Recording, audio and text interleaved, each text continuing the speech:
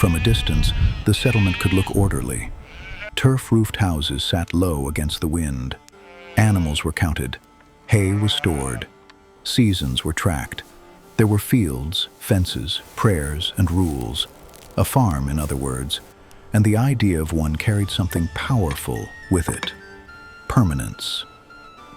But Greenland was not a place that easily accepted that promise. The Norse arrived with the habits of another world.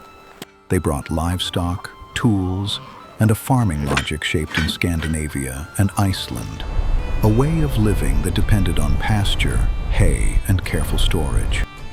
For a time, it worked well enough to resemble stability, enough to build churches, enough to divide land, enough to believe a household could endure. The soil was thin. The growing season was short. Wood was limited.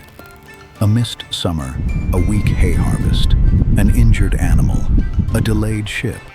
Small disruptions could spread through a household faster than they looked. Over time, people learned to treat certainty with caution. The farms stood, but they stood inside a system that could tighten without warning. Norse farms in Greenland were built for endurance, not comfort. Houses were made with turf walls and stone, heavy and insulating, designed to hold warmth through long, cold periods. They worked because they had to, but shelter itself depended on the same fragile balance as everything else. Turf had to be cut. Walls had to be maintained. Roofs sagged.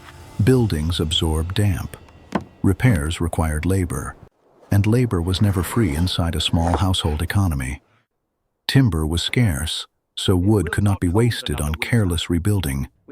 Even ordinary maintenance could become a seasonal problem. A farm could look established while slowly weakening at its edges. People adapted by lowering expectations of comfort. Warmth was something managed, not guaranteed. And even a well-built house could not protect a bad winter. In Greenland, farming was not first about grain. It was about hay. Livestock, especially cattle, sheep, and goats, needed fodder to survive winter. That meant the most important summer work was cutting, drying, and storing enough grass. If hay failed, animals weakened. If animals weakened, milk declined, meat reserves shrank, breeding suffered, and next year began in debt. One poor season could reach far beyond one season. This made summer labor relentless. Families had to work within a short window, racing weather, dampness, and fatigue. A rainy period at the wrong time could spoil cut grass. A small delay could become winter loss.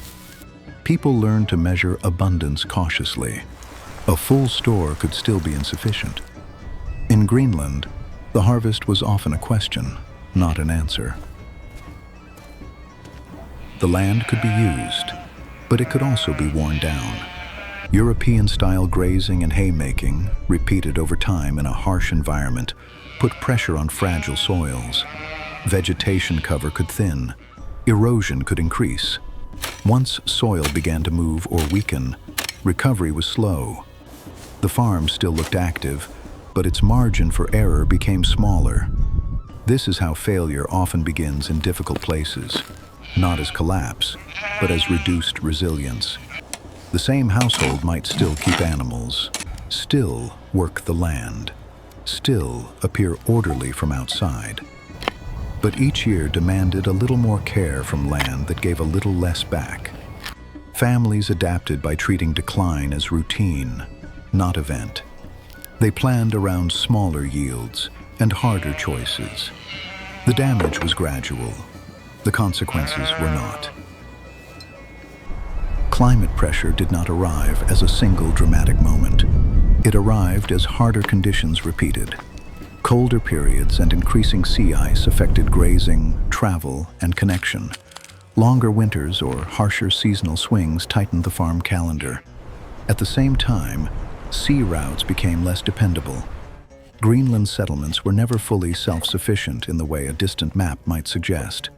Ships mattered, for goods, tools, iron, timber, and contact. When sea travel became more uncertain, isolation deepened. A remote farm can endure hardship. It struggles more when hardship and distance reinforce each other. People adapted by reusing more, repairing more, and doing without for longer stretches. Scarcity became part of planning, not an interruption. The weather was never just weather. It shaped the whole system. Farming in Viking Greenland did not fail because one thing went wrong.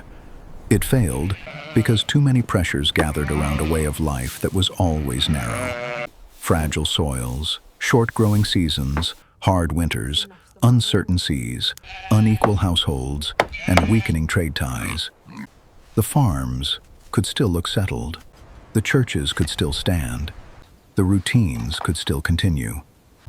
That was part of the strength of the system, and part of its cost.